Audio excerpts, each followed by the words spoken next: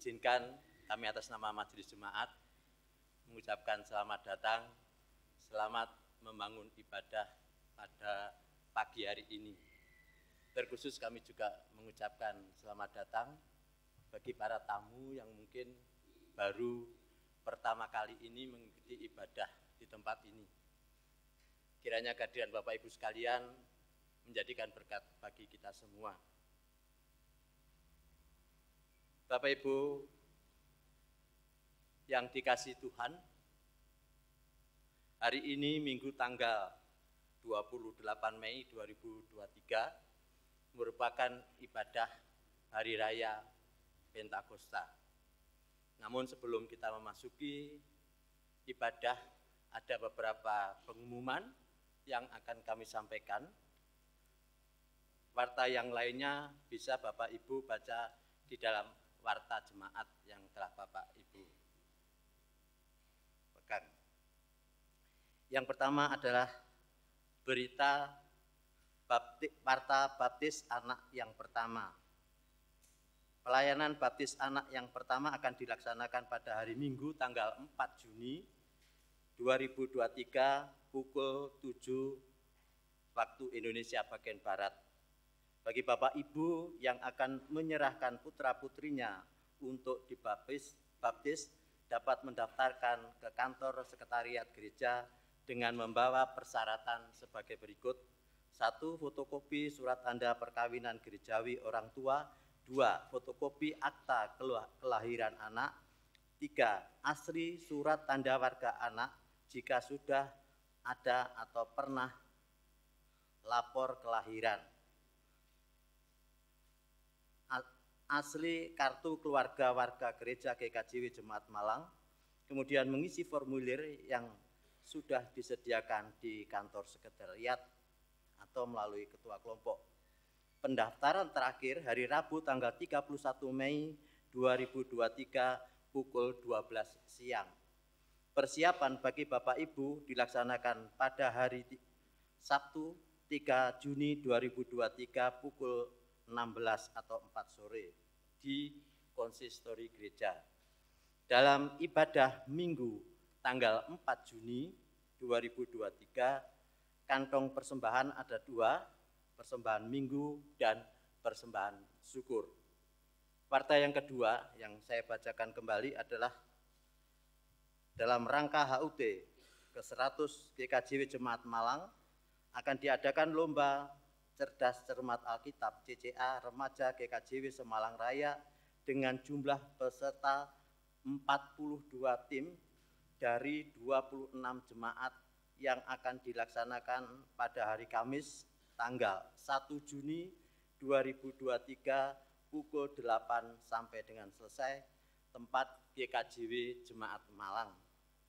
Mohon dukungan doa agar acara dapat berjalan dengan baik dan lancar. Terima kasih atas perhatiannya.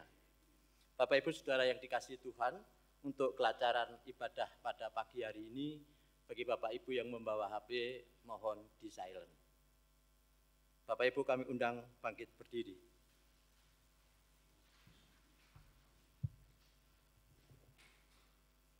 Umat Tuhan terkasih, pada hari ini kita merayakan Hari Pentakosta, hari turunnya Roh Kudus.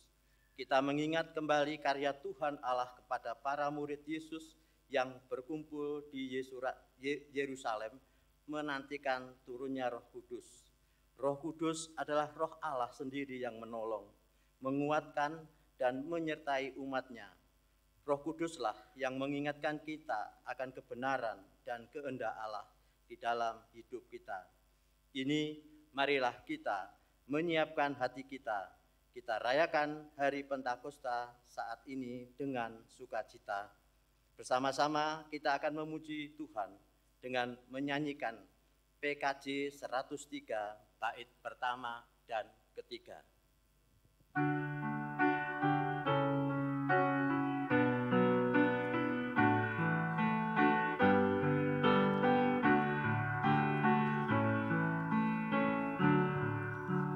Carilah dulu kerajaan Allah.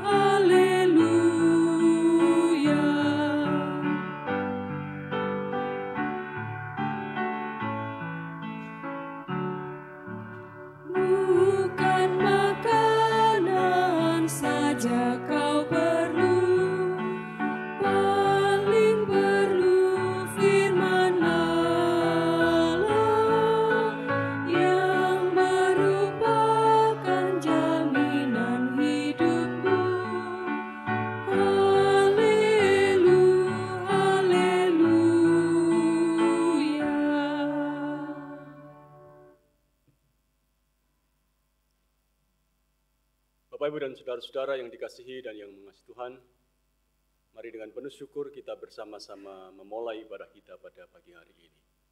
Mari kita menyiapkan hati, pikiran, dan jiwa kita hampiri tata Tuhan dan kita mengambil saat teduh.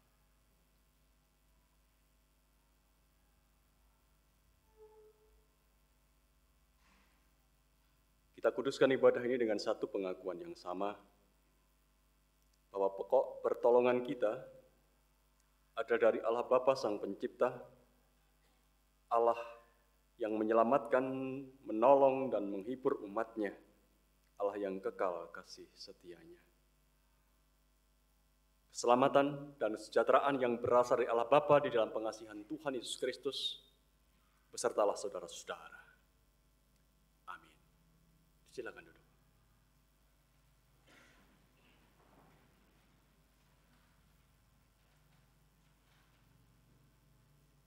Umat yang dikasihi dan yang mengasihi Tuhan,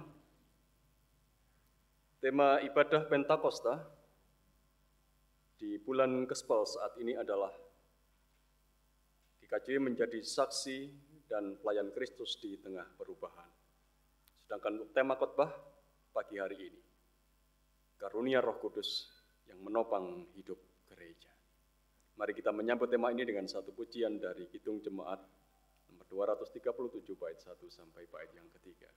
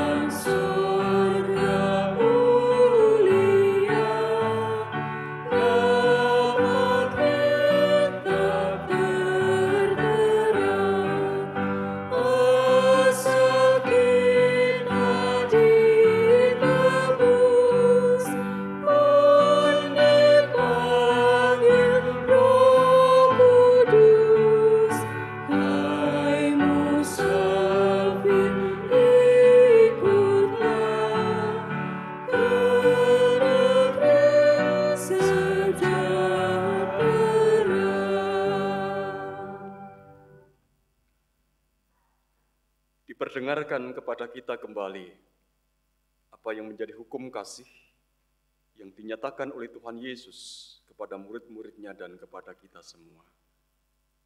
Jawab Yesus kepadanya, "Kasihilah Tuhan Allahmu dengan segenap hatimu dan dengan segenap jiwamu dan dengan segenap akal budimu. Itulah hukum yang terutama dan yang pertama. Dan hukum yang kedua yang sama dengan itu ialah, kasihilah sesamamu manusia seperti dirimu sendiri. Mari bersama-sama kita menghampiri tata Tuhan, kita berdoa mohon pengakuan atas dosa kita yang sudah kita lakukan dalam hidup. Mari bersama-sama kita berdoa. Bapa yang di sorga, kami anak-anak-Mu pada pagi hari ini bersimpuh sujud di hadapan tahta-Mu. Kami bersyukur untuk karya indah-Mu yang sudah Engkau nyatakan bagi kami. Berkat pendampingan dan pemberian-Mu yang senantiasa nyata dalam setiap langkah kami. Pagi hari ini Engkau telah mengumpulkan kami anak-anak-Mu di tempat ini. Bersama-sama kami berhimpun, kami membangun ibadah, kami bersama-sama belajar untuk menikmati persekutuan kami dengan Engkau dan dengan saudara-saudara kami yang lain dalam Kristus Yesus. Biarkanlah apa yang kami lakukan semuanya berkenan di hadapan Tuhan. Kami belajar untuk mengungkapkan apa yang menjadi kata hati kami melalui puji dan doa kami. Dan biarkanlah apa yang kami ungkapkan kepada Engkau itu juga merupakan ungkapan yang jujur keluar dari dalam hati kami masing-masing. Sekalipun kami juga mengakui, ya Allah, bahwa dalam hidup ini kami sering berlaku tidak adil kepada Engkau dan kepada orang lain. Kami lebih suka mengasihi diri kami sendiri, memperhatikan diri kami sendiri, dan mengabaikan yang lain, bahkan mengabaikan Engkau sebagai Tuhan dan Juru Selamat kami.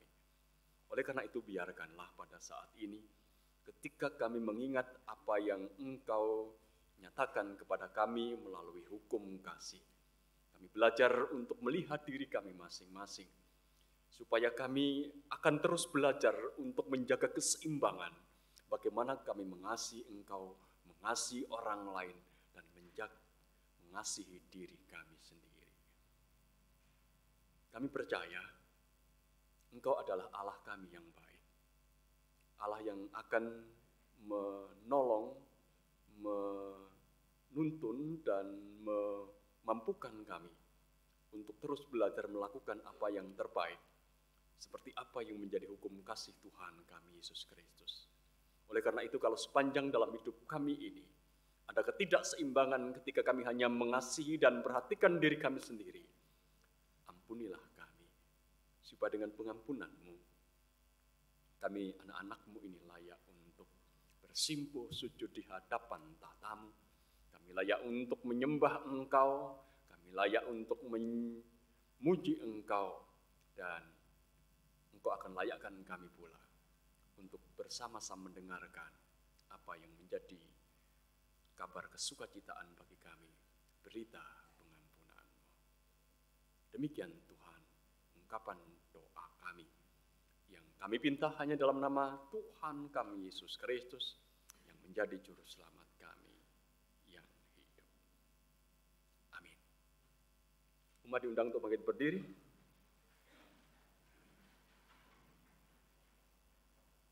Tuhan Sang Pengampun mendengar apa yang menjadi ungkapan pengakuan dosa kita.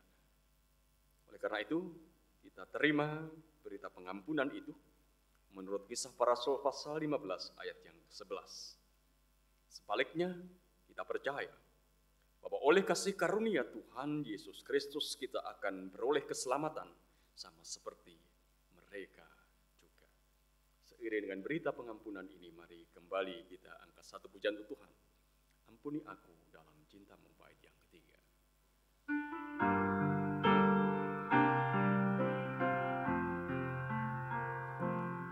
Sambut peluk hangatmu dalam kalbu terisak terseduh. Kau tahu seluruh hidupku, ubahlah menjadi baru.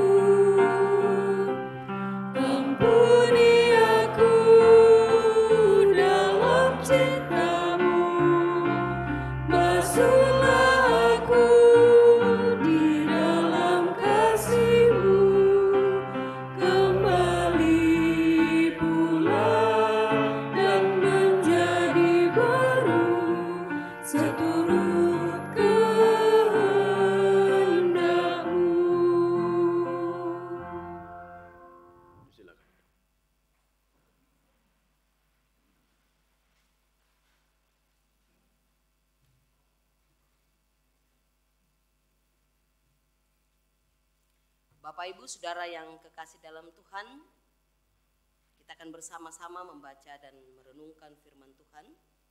Namun sebelumnya mari kita berdoa.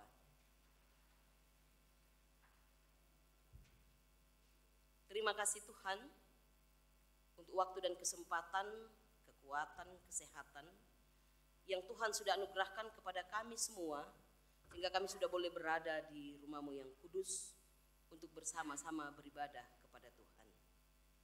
Saat ini kami akan membaca dan merenungkan akan firman kebenaran-Mu.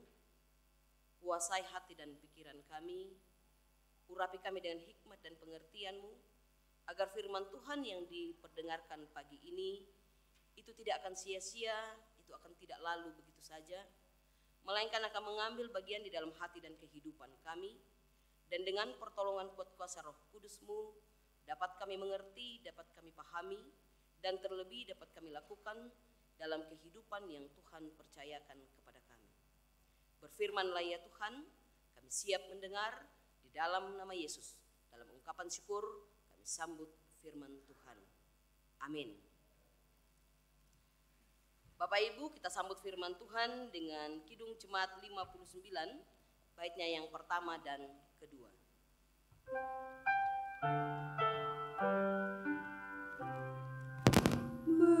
Bersabdalah Tuhan, kami mendengarkan.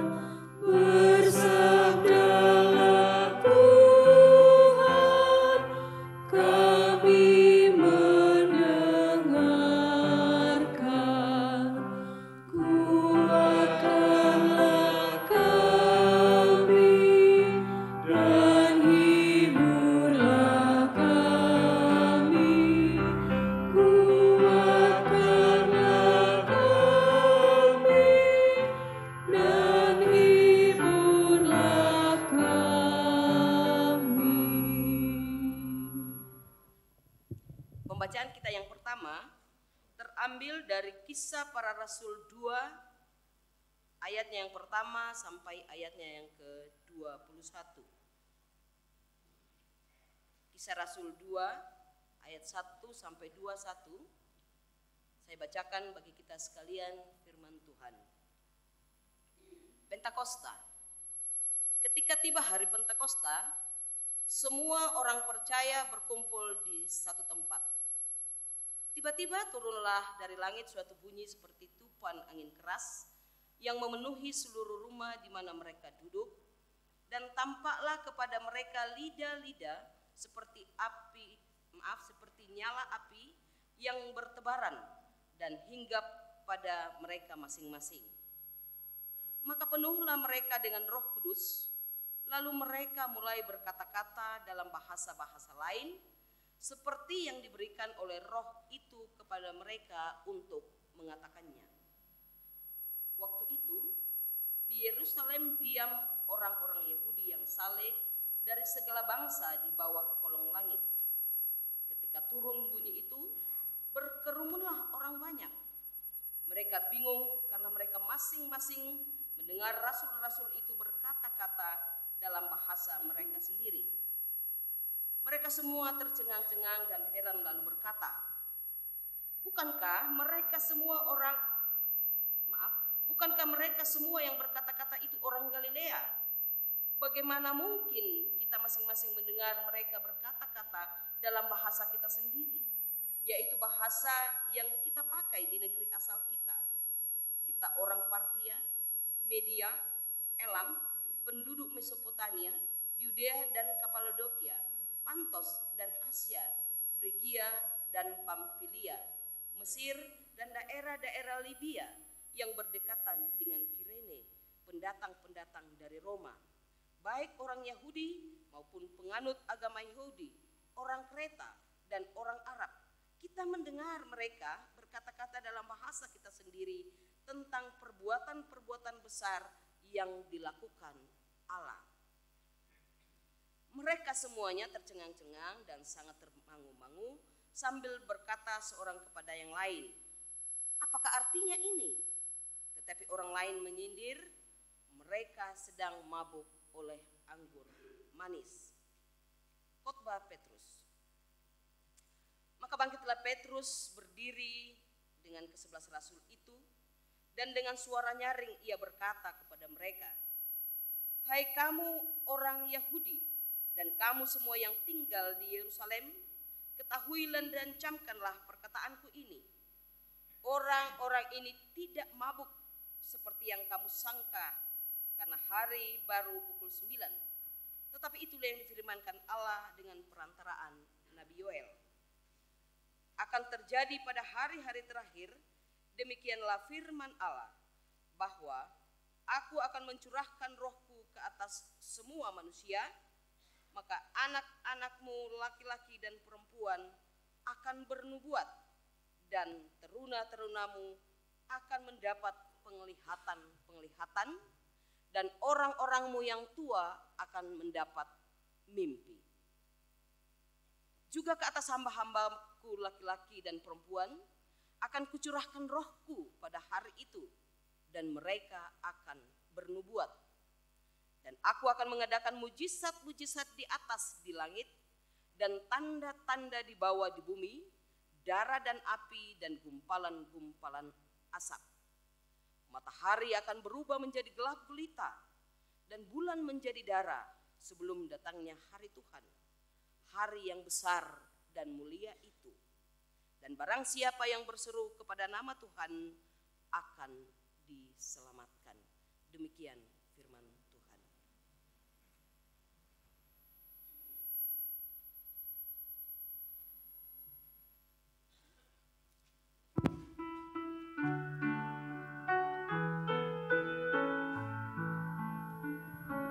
Betapa banyak perbuatan Tuhan, sekaliannya Engkau jadikan dengan bijaksana. Bumi penuh dengan ciptaan-Mu. Lihatlah laut besar dan luas, banyak binatang kecil dan besar. Di situ kapal-kapal berlayar, lewiatan bermain dengannya. Biar kemuliaan Tuhan tetap untuk selamanya. Tuhan bersukacita karena perbuatannya. Ku nyanyi bagi Tuhan selama ku hidup, bermazmur baginya selagi ku ada. Semuanya menantikan Engkau, agar diberi makan pada waktunya. Bila Engkau memberi buka tangan-Mu, mereka kenyang oleh kebaikan-Mu. Apabila Kau sembunyikan wajah-Mu, mereka terkejut. Apabila Kau mengambil roh mereka, mereka binasa menjadi debu. Biar kemuliaan Tuhan tetap untuk selamanya. Tuhan bersukacita karena perbuatannya. Ku nyanyi bagi Tuhan selama ku hidup, bermazmur baginya selagi ku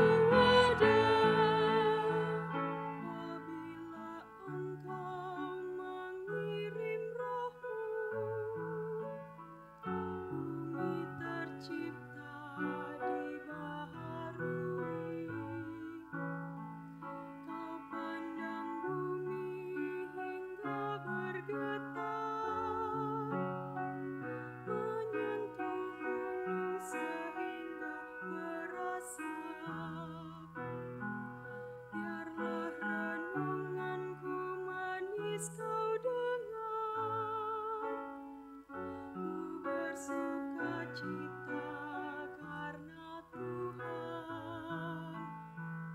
Biarlah habis yang berdosa di bumi, biarlah orang fasik tiada lagi.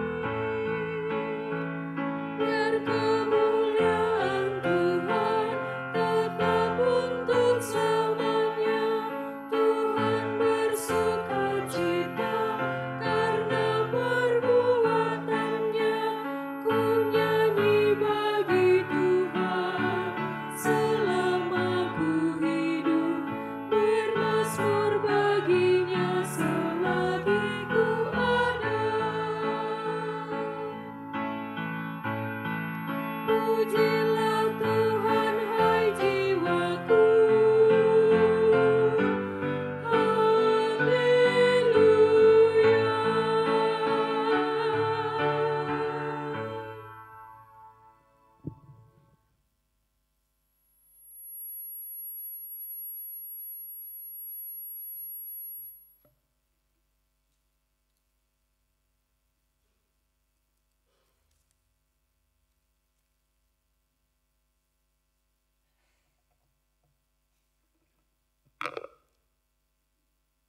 Bacaan kita yang kedua diambil dari 1 Korintus 12 ayat 3b dan sampai ke-13. 1 Korintus 12 ayat 3b sampai ke-13.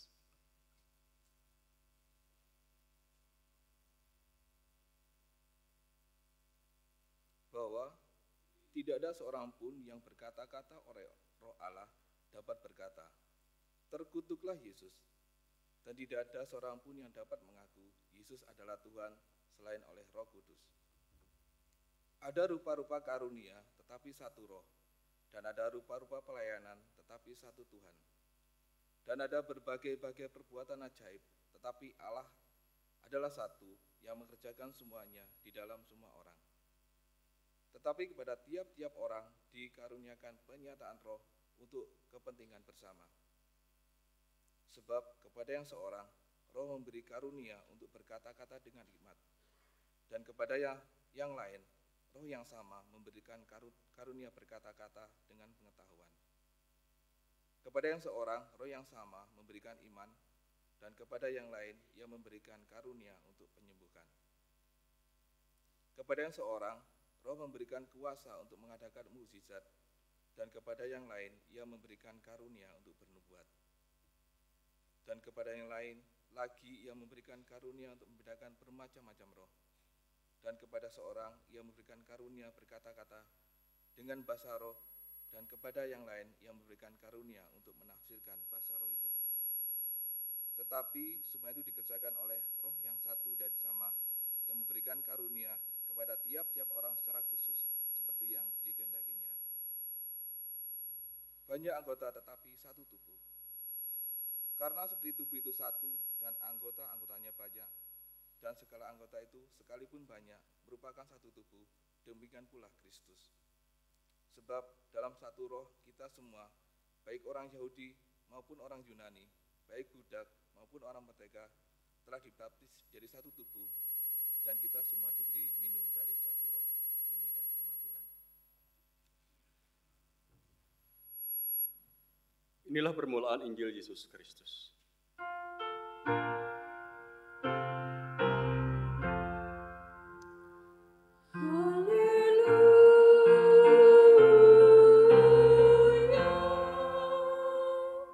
Umat diundang untuk bangkit berdiri. Injil Yesus Kristus menurut Yohanes pasal 20, ayat 19 sampai ayat yang ke-23. Ketika hari sudah malam pada hari pertama minggu itu, berkumpullah murid-murid Yesus di suatu tempat dengan pintu-pintu yang terkunci, karena mereka takut kepada orang-orang Yahudi. Pada waktu itu, datanglah Yesus dan berdiri di tengah-tengah mereka dan berkata, "Damai sejahtera bagi kamu." Dan sesudah berkata demikian, Ia menunjukkan tangannya dan lambungnya kepada mereka. murid-murid itu bersukacita ketika mereka melihat Tuhan. Maka kata Yesus sekali lagi, damai sejahtera bagi kamu. Sama seperti Bapa mengutus aku, demikian juga sekarang aku mengutus kamu. Dan sesudah berkata demikian, ia mengembusi mereka dan berkata, terimalah Roh Kudus. Jikalau kamu mengampuni dosa orang, dosanya diampuni. Dan jikalau kamu menyatakan dosa orang tetap ada, dosanya tetap ada. Demikian Injil Yesus Kristus yang berbahagia adalah setiap kita yang mendengar dan melihara firman Tuhan dalam hidup. Amin.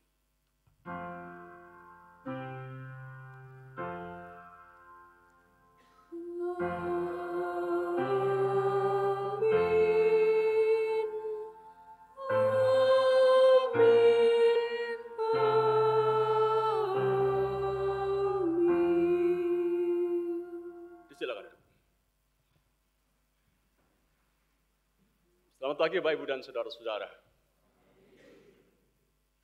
Hari ini kita tiba di perayaan Pentakosta. Yang tentu kita menghayatinya bahwa dalam perayaan ini kita akan belajar untuk merenungkan, menggumuli kembali tentang makna dari kehadiran Roh Kudus bagi hidup kita. Itu yang akan menjadi poin kita, yang akan kita renungkan, kita pahami, kita akan mencoba untuk mengerti apa sebenarnya makna peristiwa Pentakosta itu untuk hidup kita. Bapak, Ibu, dan saudara-saudara yang dikasihi dan yang mengasihi Tuhan. Sepanjang hidupnya, manusia itu selalu bergumul dengan kebenaran. Entah itu disadari atau tidak. Manusia selalu ingin tahu kebenaran. Mau tahu apa dan mana yang benar. Bahkan seorang penipu pun, dia tidak ingin dirinya ditipu, kan?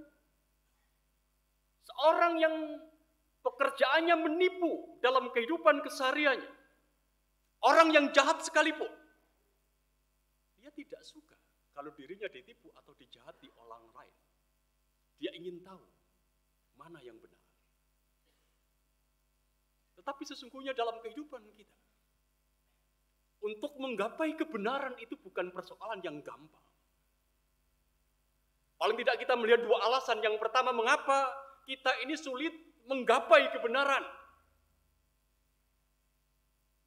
Karena kebenaran di atas muka bumi ini, kebenaran di dunia ini, sudah ditutupi atau dilapisi oleh banyak hal yang kemudian menyamarkan kebenaran itu sendiri. Yang menutupi itu bisa berupa rekayasa, bisa berupa propaganda, bisa berupa indoktrinasi, bisa berupa opini-opini, dan masih banyak yang lain. Sehingga yang kita lihat di permukaan itu bukan kebenaran yang sesungguhnya. Yang kedua, saudara-saudara, mengapa kita sulit untuk menggapai kebenaran itu? Karena kita menyadari akan keberadaan diri kita. Kita ini manusia yang berdosa. Kita ini punya kecenderungan untuk menjauh dari kebenaran. Entah itu dengan sengaja, atau dengan cara halus, atau menolak dengan terang-terangan tentang kebenaran itu. Itu, saudara-saudara, paling tidak dua alasan yang membuat kita mengapa sulit untuk menggapai kebenaran itu. Tetapi saudara-saudara, andaikan tidak begitu, sebenarnya diri kita ini akan tetap saja untuk menggapai kebenaran itu akan merasakan hal yang berat. Tetap saja sebenarnya tidak mudah bagi kita untuk mengerti kebenaran itu. Mengapa? Karena kapasitas kita, kesanggupan kita untuk mengerti kebenaran itu terbatas. Kita tidak pernah mengerti kebenaran sepenuh-penuhnya. Kebenaran yang begitu luas, kebenaran yang begitu dalam. Kemampuan kita, kapasitas kita sangat terbatas untuk memahami kapasitas kebenaran itu sendiri di dalam kehidupan kita. Sehingga kita hanya bisa mengerti, mengenal kebenaran itu sedikit demi sedikit, setahap demi setahap. Seperti misalnya seorang anak yang sedang belajar, katakanlah dia belajar matematika, dia akan belajar dari hal yang sederhana dulu, dari penambahan, pengurangan, perkalian, dan seterusnya. Terus meningkat sampai pada pengajaran matematika yang lebih kompleks. Itulah sebenarnya yang terjadi dalam kehidupan kita ketika kita belajar untuk mengenal kebenaran. Kita belajar setahap demi setahap. Mengenal kebenaran itu membutuhkan proses bahkan mungkin sepanjang kehidupan kita. Dan untuk itu saudara-saudara, kita butuh pertolongan. Kita ini butuh bantuan. Dan peran utama dari Roh Kudus ada di sini sebenarnya. Peran Roh Kudus ada di sini. Dia menolong kita untuk mengenal kebenaran. Karena Roh Kudus sendiri juga sering kita katakan sebagai roh kebenaran. Itulah juga yang diungkapkan oleh Tuhan Yesus. Membawa kita kepada kebenaran. Dan kita yang membutuhkan kebenaran itu membutuhkan Dia, roh kebenaran. Supaya pada akhirnya kita belajar untuk mengenal dan menggapai kebenaran di dalam kehidupan kita.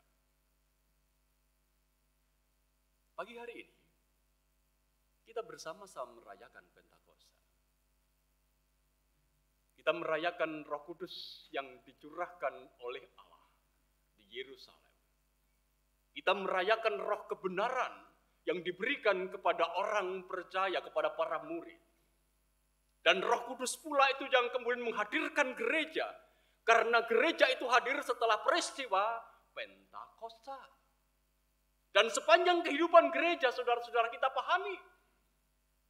Gereja mampu bertahan, gereja terus bertumbuh, berkembang. Itu juga karena Roh Kudus yang sudah dicurahkan oleh Allah pada peristiwa Pentakosta. Pagi hari ini, ketika kita mengingat karya Tuhan yang dinyatakan kepada kita melalui peristiwa Pentakosta di mana Tuhan memelihara gerejanya. Tuhan melahirkan gereja melalui peristiwa Pentakosta dan kemudian memelihara gerejanya setelah peristiwa Pentakosta sampai saat ini. Kita akan belajar untuk memahami apa yang sebenarnya menjadi karya roh kebenaran itu di dalam kehidupan orang percaya.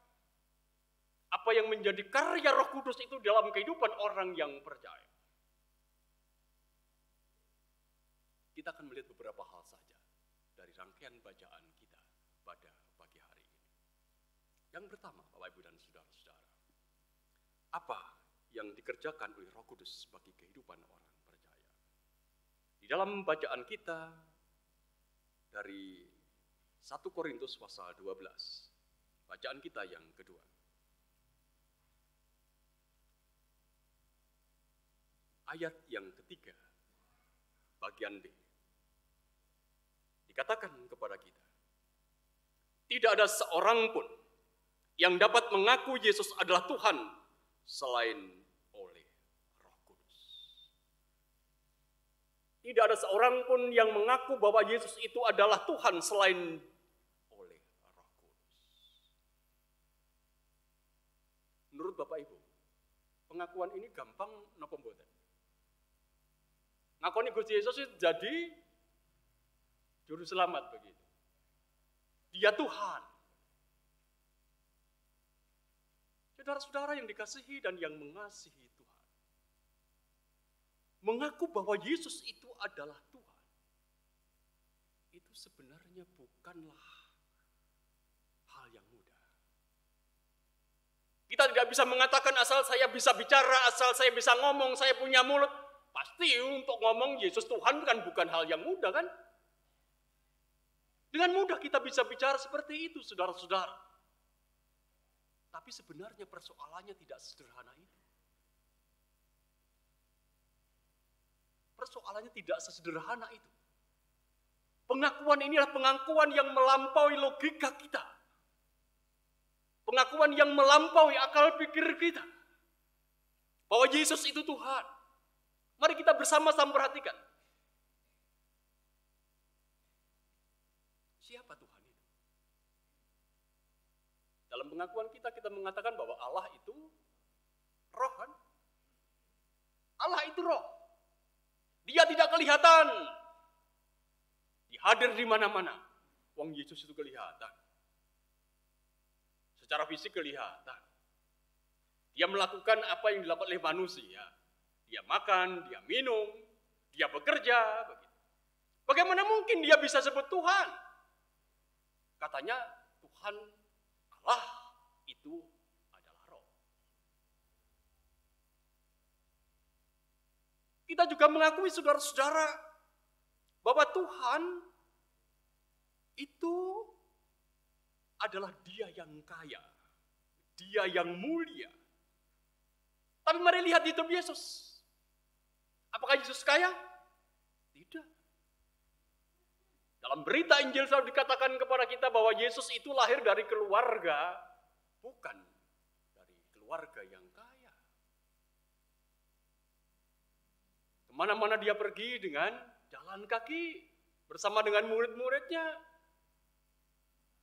Ada kita bisa melihat kemuliaannya di situ, kekayaannya di situ. Dia pergi kemana-mana jalan kaki. Bagaimana mungkin kita bisa mengatakan dia itu Tuhan? Tuhan itu maha kuasa. Kekuasaannya tak terbatas, luar biasa. Tapi kita melihat Yesus. Ia menderita. Ia sengsara. Bahkan kematiannya itu disalibkan. Seperti narapidana. Dalam pandangan-pandangan seperti ini, saudara-saudara, apakah kita bisa mengakui bahwa Yesus itu Tuhan? Dan tampaknya inilah juga yang menjadi alasan dunia ini tidak mengakui bahwa Yesus itu Tuhan. Akal manusia, saudara-saudara, tidak mampu untuk menerima hal ini. Yesus itu adalah Tuhan. Wong sosoknya saja seperti itu, menderita, sosoknya saja melarat, sosoknya saja terlihat, bukan roh. Oleh karena itu kita butuh kuasa lain. Butuh kuasa yang besar, yang melampaui logika kita, akal pikir kita, yang bisa menerima sebuah kenyataan bahwa Yesus itu Tuhan. Oleh karena itu pengakuan bahwa aku percaya kepada Tuhan Yesus, aku mengakui Yesus itu Tuhan, itu bukan dari diri kita sendiri, tapi dari karya roh yang ada di dalam diri orang yang percaya. Dan ditegaskan kepada kita semua dalam bacaan kita tadi, bahwa tidak ada seorang pun yang bisa mengaku bahwa Yesus itu Tuhan selain oleh Roh Kudus. Jadi kalau hari ini, sepanjang kehidupan kita bisa mengaku bahwa Yesus itu Tuhan, maka yakinilah dalam diri kita itu ada Roh Kudus. Dialah yang menguatkan kita, memampukan kita untuk mengakui bahwa Yesus itu Tuhan. Dan tanpa kehadiran Roh Kudus dalam diri saudara-saudara, barangkali kita hanya akan merendahkan, melecehkan, atau mungkin menghina Yesus. Tapi saudara-saudara, apakah kemudian ini berarti bahwa Roh Kudus itu pilih kasih? Karena tidak setiap orang, senyatanya dalam kehidupan di dunia ini tidak setiap orang bisa mengaku bahwa Yesus itu adalah Tuhan. Apakah itu berarti bahwa Roh Kudus itu juga kuasanya terbatas? Sehingga tidak bisa menjangkau semua orang, sehingga semua orang pada akhirnya bisa mengaku bahwa Yesus itu Tuhan. Apakah seperti ini, saudara-saudara? Persoalannya, itu bukan Roh Kudus tidak terlalu berkuasa atau tidak berkuasa. Tetapi mari kita menyadari bahwa orang yang bisa mendengar Roh Kudus itu adalah orang-orang yang lembut hati. Orang-orang yang bisa merendahkan diri di hadapan Tuhan dan berkata, aku ini bukan siapa-siapa dan aku ini juga bukan apa-apa di hadapan-Mu Tuhan. Orang yang rendah hati, yang hanya bisa mendengarkan suara Roh Kudus. Orang yang angkuh, orang yang sombong, orang yang keras hati, mereka tidak akan mampu untuk mendengarkan suara Roh Kudus. Ingat Firaun dalam peristiwa keluarnya orang-orang Israel dari Mesir. Firaun sudah mendengar dan melihat, menyaksikan bagaimana karya Tuhan berkarya di dalam kehidupan Musa pada saat itu. Dia melihat banyak hal yang luar biasa, yang supranatural bahkan. Kita boleh mengatakan seperti itu. Tapi apa yang terjadi? Dia tetap mengeraskan hatinya, tidak mampu untuk mendengarkan suara Allah, suara Roh Kudus, dan pada akhirnya dia ada dalam celaka. Yudas Iskariot, saudara-saudara, ia menyesal telah menjual Yesus. Tetapi ia juga terlalu angkuh untuk menghukum dirinya sendiri. Bukan pasrah berserah kepada Tuhan. Bukan meminta pengampunan kepada Tuhan. Tetapi ia menentukan hukuman untuk dirinya sendiri.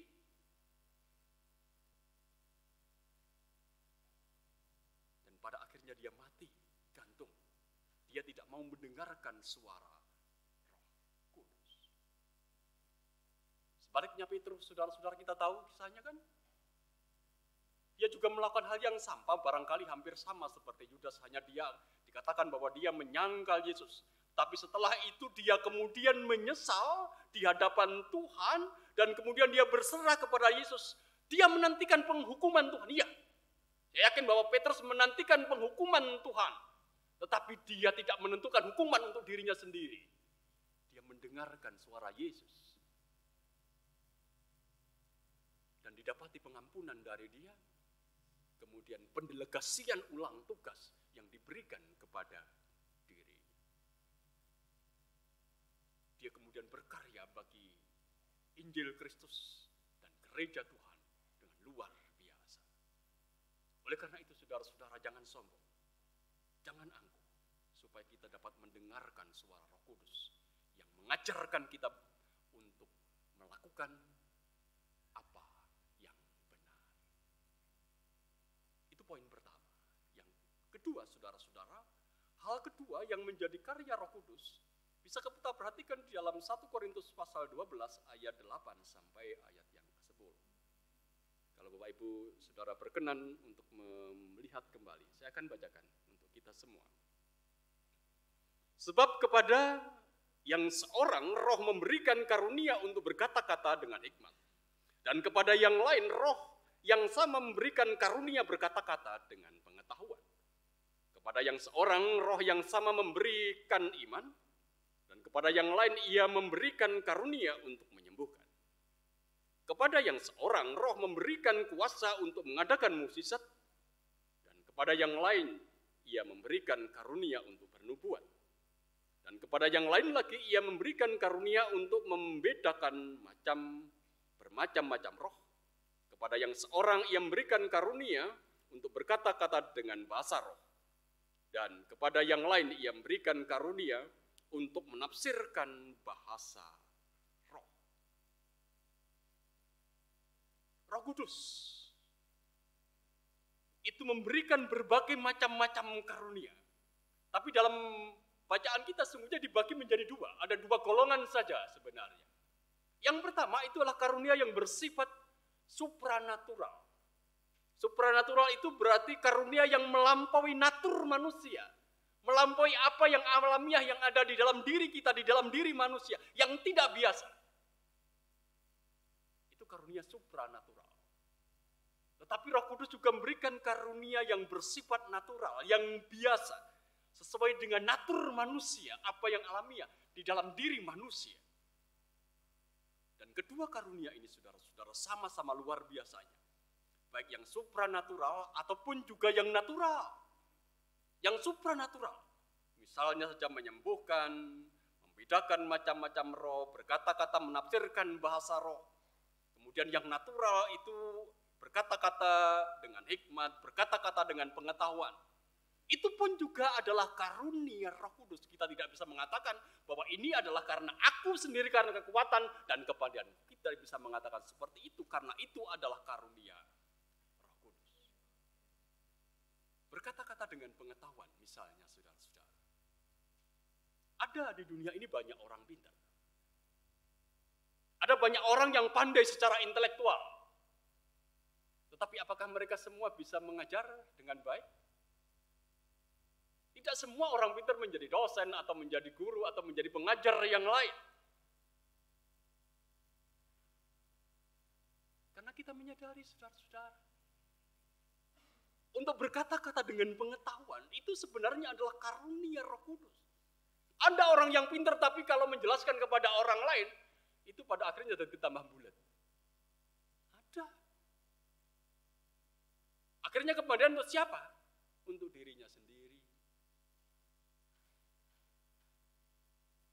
Tidak semua orang yang pandai, yang pintar itu bisa menyampaikan apa yang menjadi ide, gagasan, apa yang menjadi kepandaiannya itu kepada orang lain. Sampai orang lain itu mengerti dan yakin. Dan kita tahu bahwa sebenarnya ini adalah karunia Roh Kudus. Kemudian berkata-kata dengan hikmat. Mungkin ada banyak orang yang bisa berkata-kata dengan bahasa roh, penyembahannya kepada Allah, itu luar biasa, intimitasnya, hubungannya dengan Tuhan, itu juga luar biasa. Tetapi ketika ada orang lain, sahabat, teman, atau orang lain datang berkeluh kesah, meminta nasihat, meminta ikut terlibat, menyelesaikan persoalannya. Jadi dia habis berkata apa? Apa ya yang harus saya lakukan? Apa yang bisa saya berikan untuk orang ini? Itu saudara-saudara yang nyata dalam kehidupan kita. Berkata-kata dengan hikmat pun yang kita pahami sebagai yang natural itu pun juga sebenarnya adalah karunia dari Tuhan. Orang itu loh orang bijaksana, ngomongnya enak. Dia kalau menyelesaikan persoalan, membantu, menopang orang lain untuk menyelesaikan persoalan itu gampang. Itu karunia Tuhan. Jadi saudara-saudara, semua karunia itu, yang supranatural ataupun juga yang natural, kita tidak boleh mengatakan ini lebih tinggi dan ini lebih rendah. Tidak bisa. Dan kita juga tidak boleh mengatakan itu. Karena tiap karunia ini punya manfaatnya sendiri. Kita tidak bisa berkata bahwa yang supranatural itu lebih hebat, sedangkan yang natural itu lebih dibutuhkan. Tidak bisa berkata seperti itu. Semuanya sama. Karena itu adalah karunia Tuhan. Karunia yang diberikan oleh Allah untuk menolong orang-orang percaya bertumbuh berkembang sebagai satu persekutuan, sebagai gerejanya. Maka jauh lebih penting di dalam kehidupan kita bukan berapa banyak karunia yang kita punya, bukan apa saja yang bisa kulakukan, tapi bagaimana aku bisa menggunakan karunia-karunia seperti Tuhan mau untuk kehidupanku, yaitu untuk kepentingan bersama. Kalau kita perhatikan di dalam ayat yang ke-7 dari 1 Korintus pasal 12. Tetapi kepada tiap-tiap orang dikaruniakan penyataan roh untuk kepentingan bersama. Karunia roh itu untuk kepentingan bersama. Bukan untuk kebanggaan diri, apalagi sombongan diri, apalagi untuk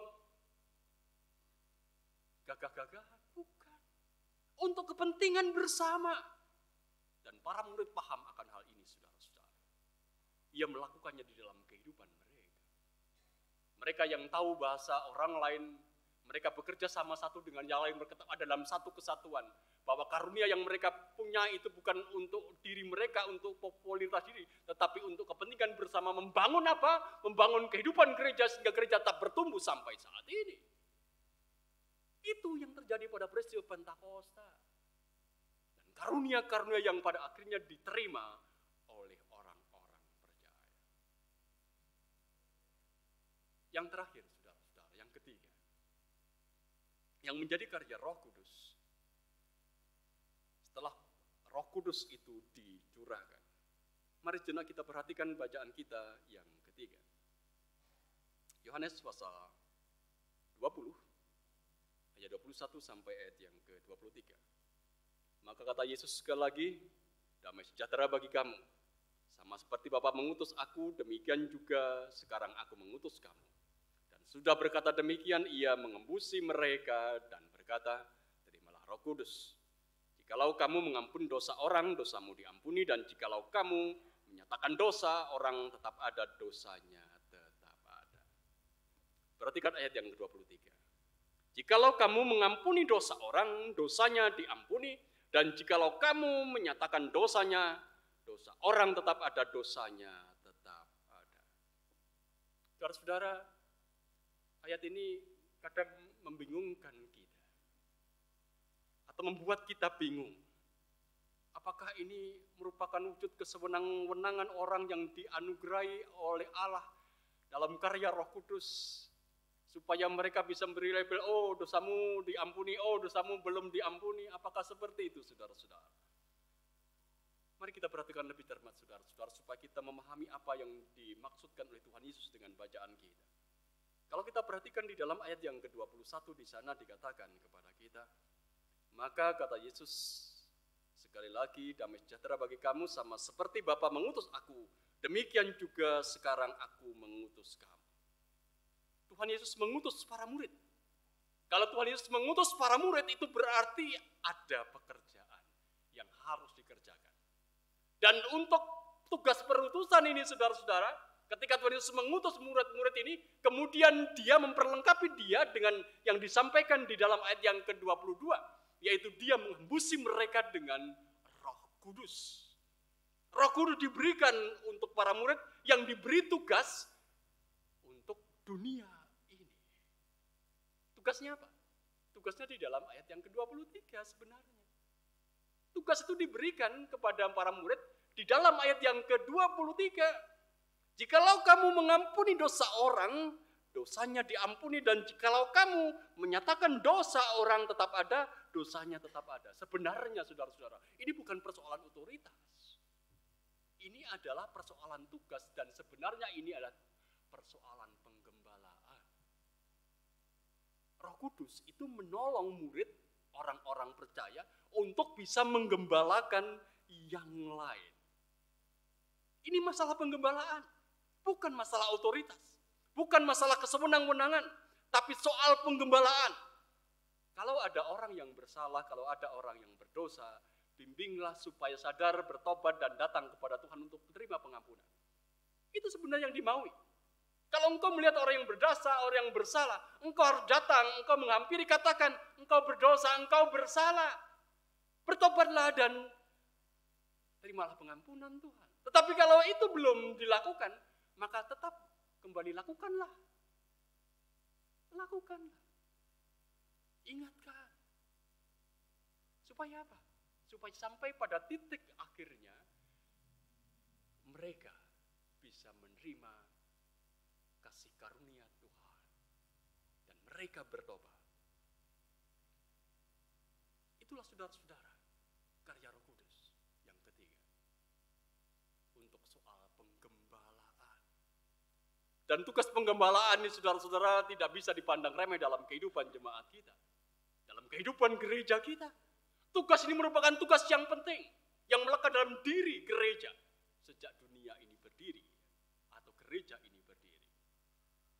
Mari lihat, ada banyak orang bebal di sekitar kita, ada banyak orang sulit untuk menerima firman, ada banyak orang yang sulit untuk mengakui salah. Ada banyak. Dan mereka butuh pendampingan, mereka butuh penggembalaan yang sampai pada akhirnya kalau penggembalaan itu dilakukan, supaya mereka pada akhirnya boleh mengakui, aku ini salah dan seterusnya. Oleh karena itu Bapak Ibu dan saudara-saudara yang dikasihi dan yang mengasihi Tuhan,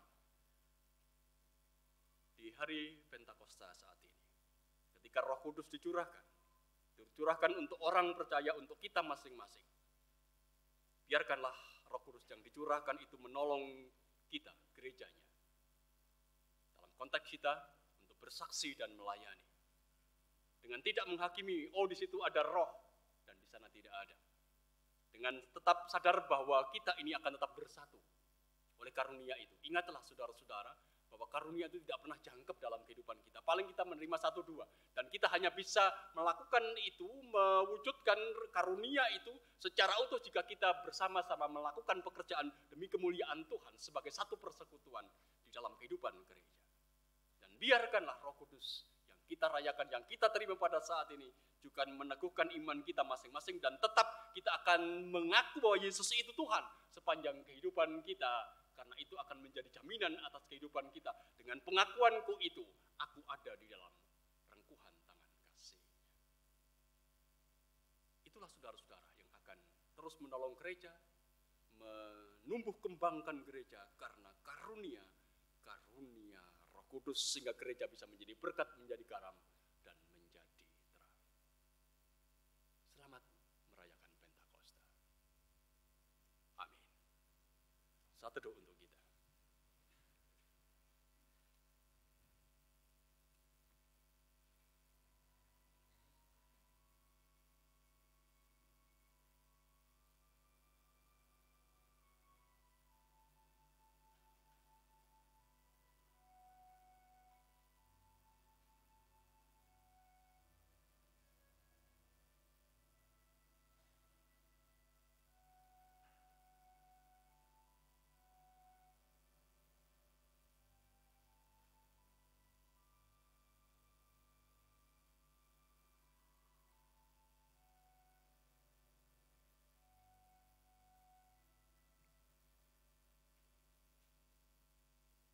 Kita menyambut firman Tuhan yang boleh kita renungkan dengan satu pujian dari Kidung Jemaat nomor 240A, bait 1 dan 3.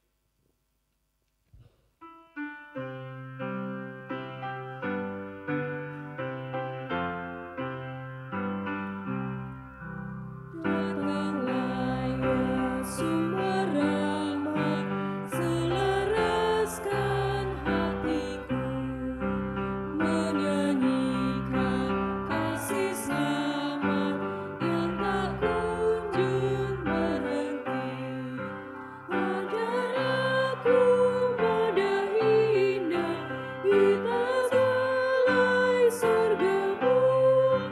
Aku puji gunung kokoh, gunung pengasihanmu.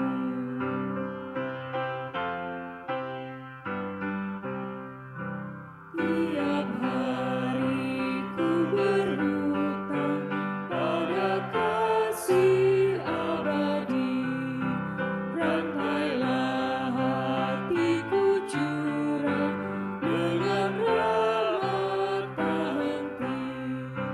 Ku diikat pencobaan, meninggalkan kasih-Mu. Inilah hatiku Tuhan, memperaikan bagi-Mu.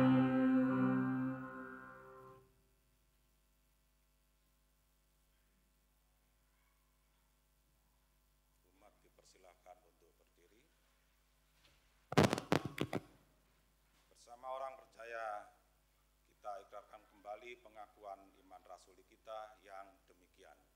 Aku percaya kepada Allah, Bapa yang Maha Kuasa, Khalik langit dan bumi, dan kepada Yesus Kristus, anaknya yang tunggal Tuhan kita, yang dikandung daripada Roh Kudus, lahir dari anak darah Maria, yang menderita di bawah pemerintahan Pontius Pilatus, disalibkan, mati dan dikuburkan, turun dalam kerajaan maut.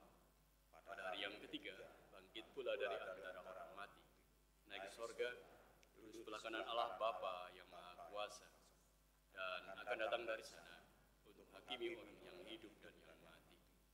Aku percaya kepada Roh Kudus, gereja yang kudus, persekutuan orang kudus, pengampunan dosa, kebangkitan daging, dan hidup yang kekal. dipersilakan duduk.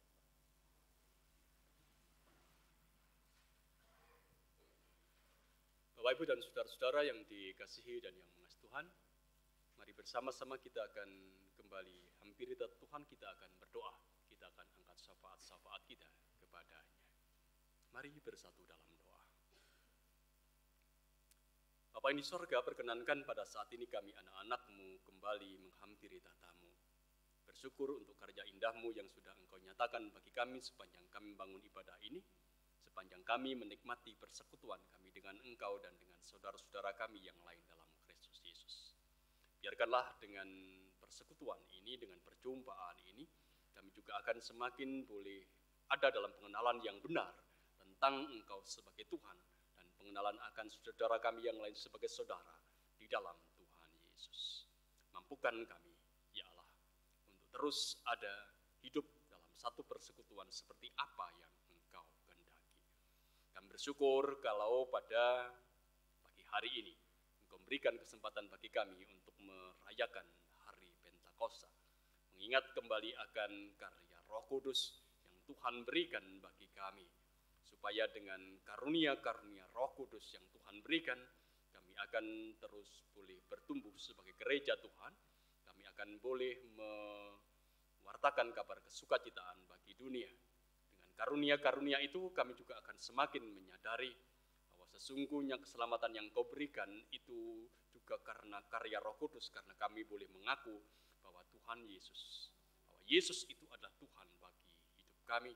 Dan karunia-karunia yang ada di dalam diri kami, biarkanlah itu menjadi sumber atas kesadaran dalam diri kami. Kami sesungguhnya tak lengkap, kami butuh yang lain supaya kami boleh bersatu untuk ada menyatakan karunia-karunia itu dan melalui kehidupan gereja, melalui kehidupan persekutuan. Maka biarkanlah itu juga akan menjadi berkat bagi dunia di mana Engkau menempatkan kami. Karunia-karunia yang Engkau berikan kepada kami sesungguhnya akan berarti bagi kami yang supranatural ataupun juga yang natural, yang semuanya itu Engkau berikan kepada kami supaya kami percaya Engkau adalah Allah yang tak pernah meninggalkan kami. Engkau menyertai kami sampai kehidupan dan kesudahan dunia ini. Terima kasih Tuhan untuk firman-Mu. Perkenankan kami membawa dalam doa ini. Kami berdoa untuk kehidupan gereja Tuhan, GKJW Jemaat Malang ini. Engkau yang senantiasa menopang, menyertai, dan memimpin. Engkau juga yang akan memampukan para pelayan-Mu, penatua, diaken, badan bantu, panitia-panitia, semua panitia yang dengan segala ketulusan bekerja untuk melayani Tuhan melalui apa yang harus ia kerjakan di gereja ini. Tuhan yang memberkati dan menolong supaya memampukan gereja Tuhan pada akhirnya tetap boleh menjadi berkat bagi dunia di mana Engkau menempatkan kami. Kami sadar bahwa dalam kehidupan kami bergereja, di sini pun juga ada pergumulan-pergumulan. Tuhan yang menolong kami, mampukan kami untuk boleh keluar dari pergumulan itu, hanya karena hikmat yang berasal dari Tuhan, hanya karena karunia yang Tuhan berikan bagi kami, supaya dengan kami boleh keluar dari pergumulan itu, kami menjadi semakin dewasa dalam pengenalan kami akan Sang Juru Selamat kami, Tuhan Yesus Kristus. Dan membawa dalam doa ini saudara-saudara kami yang ada dalam sakit, ada dalam kelemahan, Tuhan yang senantiasa hadir dalam hidupnya, menopang dan memberikan kekuatan yang baru, supaya saudara kami boleh Tuhan pulihkan hanya karena kuasa Allah di dalam karya Roh Kudus. Supaya setiap orang pada akhirnya tetap boleh mengaku bahwa dalam segala keterbatasan di dalam hidupnya, Tuhan tidak pernah meninggalkannya. Saudara-saudara kami yang pada saat ini ada dalam keterpurukan karena berbagai macam persoalan dan pergumulan, kami juga menyerahkan kepada Tuhan. Kami tak menyebutnya satu persatu, tapi kami percaya bahwa setiap orang punya pergumulan itu, Tuhan yang akan mampukan dan menolong, supaya melalui setiap pergumulan yang ada, di situ ia tidak akan pernah kehilangan harap, karena Tuhan akan senantiasa memampukan. Kami percaya pergumulan itu juga yang akan memampukan kami untuk bertumbuh dalam pengenalan akan diri kami, dalam pengenalan akan dunia ini, dalam pengenalan akan Tuhan. Anak-anak Tuhan yang berada di bangku pendidikan, kami juga menyerahkan kepada Tuhan, supaya Tuhan menyertai, Tuhan memberkatinya.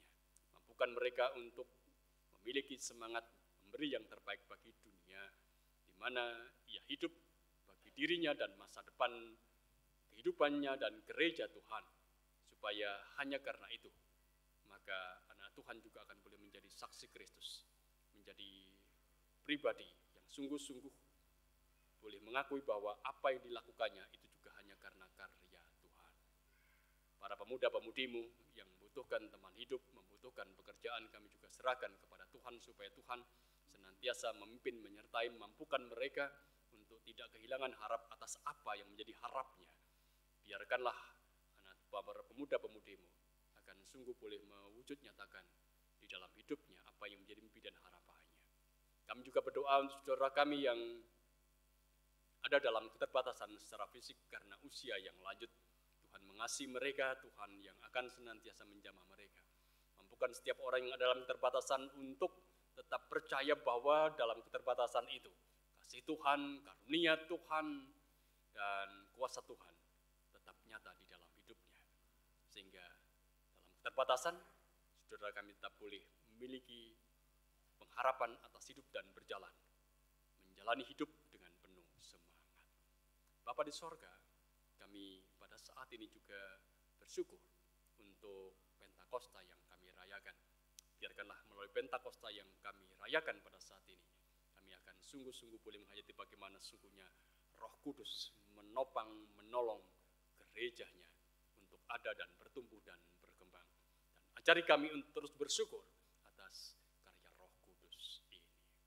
Bapa, kami berdoa pula pada saat ini untuk kehidupan GKJW secara keseluruhan di lingkup jemaat, majelis daerah, dan majelis agung. Tuhan menopang, menyertai, mampukan GKJW untuk tetap boleh menjadi berkat. Apapun juga yang terjadi atas kehidupan Gereja Kristen Jawetan, kami akan tetap percaya bahwa di situ karya-Mu nyata.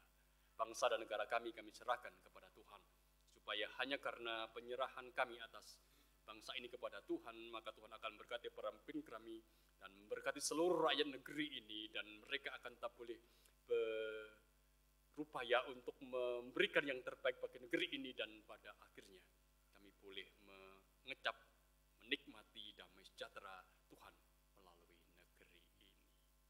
Bapa, ini ungkapan doa kami yang semuanya ada dalam keterbatasan. Kami ungkapkan doa kami ini dengan satu harapan bahwa Engkau menyempurnakannya dalam doa yang diajarkan oleh Tuhan Yesus kepada kami.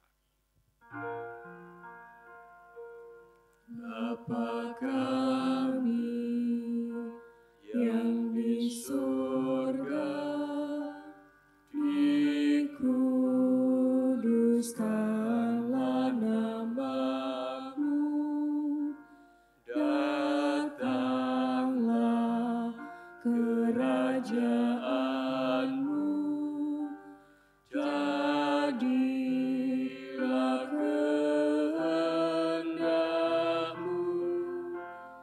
di bumi seperti di surga. Berikanlah kami pada hari ini makanan kami yang secukupnya, dan ampunilah kami akan kesalahan kami, seperti kami juga mengampuni orang yang bersalah kepada kami,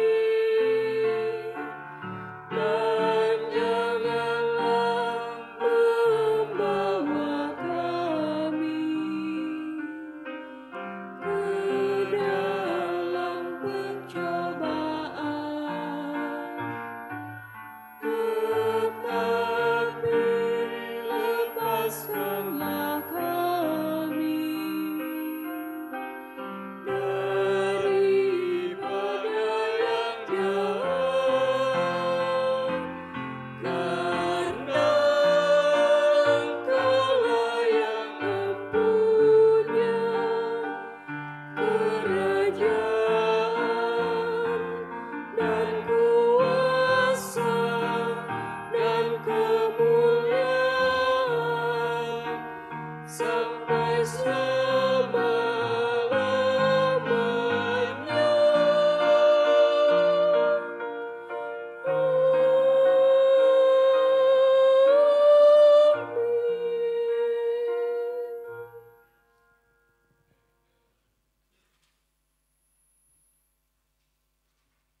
Bapak, Ibu, dan Saudara, kasih penyertaan dan berkat Tuhan untuk kita umat-Nya tidak pernah berhenti.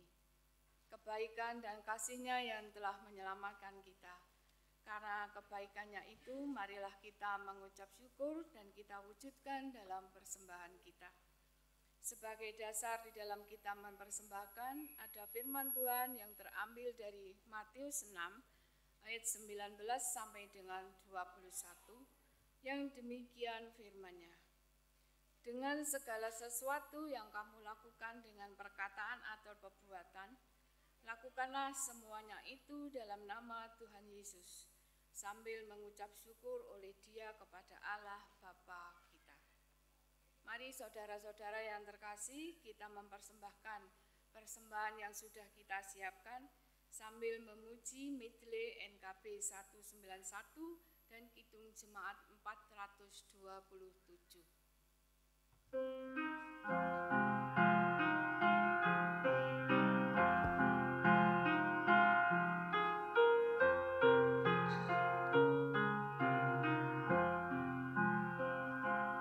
Dalam Roh Yesus Kristus kita satu tetap.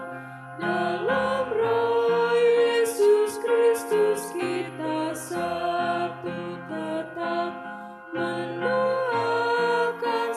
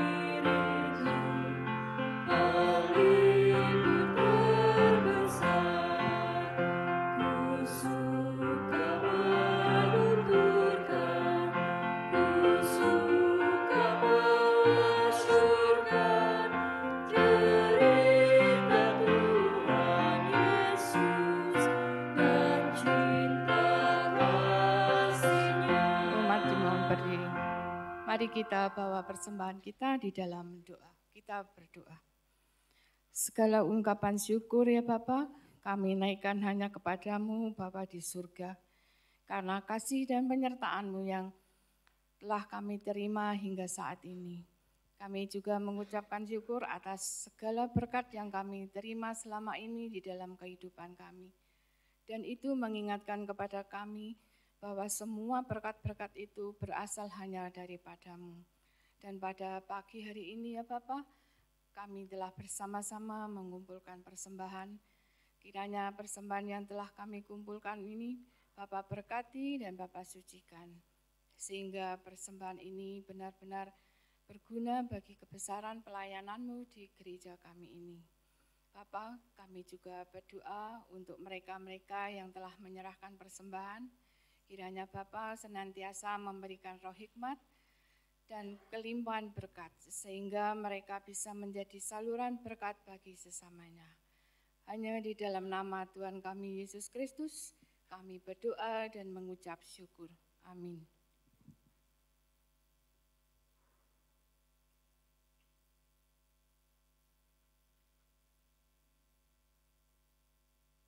Bapak, Ibu, dan saudara-saudara yang dikasihi dan yang mengasihi Tuhan, kita akan bersama-sama mengakhiri ibadah kita. Kita mengakhiri ibadah Pentakosta pada pagi hari ini. Kita akan kembali dalam kehidupan keseharian kita. Ingatlah bahwa engkau diutus mewartakan kabar kesukacitaan bagi dunia. Oleh karena itu, gunakan seluruh karunia yang ada pada diri kita untuk mewartakan kabar kesukacitaan itu. Dan percayalah bahwa Roh Kudus akan tak menopang kita, mampukan kita untuk melakukan tugas itu sampai akhir hidup kita. Apinya berkobar dalam hatiku.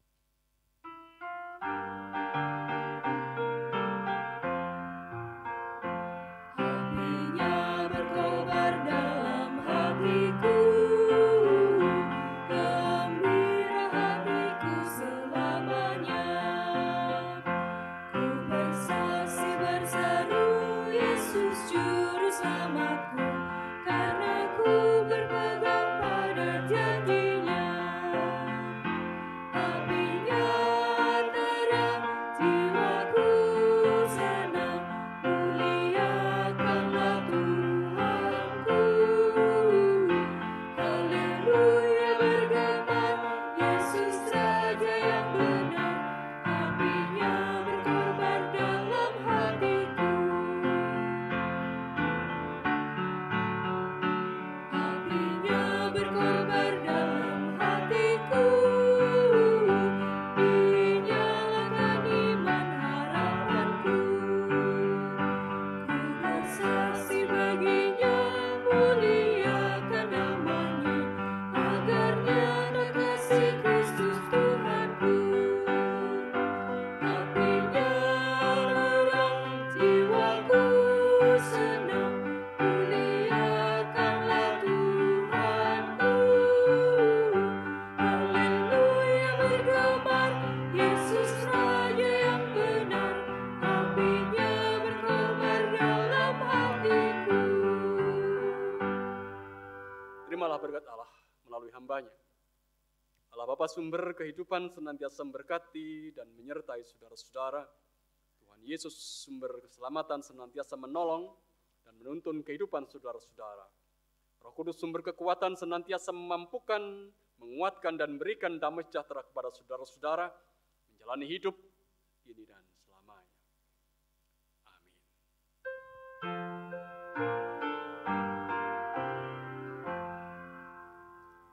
Kepadamu puji-pujian, nada syukur